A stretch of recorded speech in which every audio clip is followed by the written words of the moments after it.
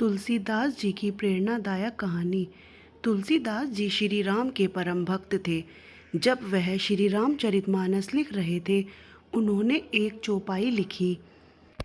सिय राम मैं सब जग जानी, करूं प्रणाम जोरी जुग पानी। इस पूरे ब्रह्मांड में श्री सिया राम का वास है, अर्थात सब जीवों में भगवान है। इसलिए हमें उनको हाथ जोड़कर प्रणाम करना चाहिए। तुलसीदास जी इस चौपाई को लिखने के पश्चात विश्राम करने अपने घर के मार्ग पर चलकर जा रहे थे। मार्ग में उन्हें एक लड़के ने रोकते हुए कहा कि संत जी इस मार्ग से मत जाओ। तुलसीदास जी ने पूछा क्यों? लड़का बोला, आगे मार्ग में एक सांड क्रोध में लोगों को मारता हुआ घूम रहा है। महात्मा जी, आपने तो लाल वस्त्र भी पहने हैं, इसके इस मार्ग से मत जाओ। तुलसीदास जी ने मन में विचार किया कि क्या यह कल का बालक मुझे कुछ बताएगा। मैं जानता हूँ कि सब में श्री राम का वास है। मैं उस बैल को हाथ जोड़कर शांति से निकल जाऊंगा। लेकिन हुआ उसके विपरीत। उस गुस्सैल बैल ने तुलसीदास जी को टक्कर मारी और वह गिर गए।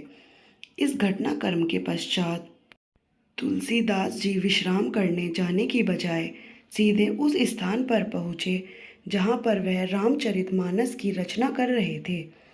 वह जैसे ही उस चौपाई को फाड़ने लगे, हनुमान जी प्रकट हुए और पूछने लगे कि आप इस चौपाई को क्यों फाड़ रहे हैं। तुलसीदास जी ने हनुमान जी को सारा प्रसंग सुनाया और कहने लगे कि मुझे लगता है कि यह चौपाई गलत है। हनुमान जी बोले, आप गलत समझ रहे हैं कि यह चौपाई गलत है। यह चौपाई तो 100% सही है।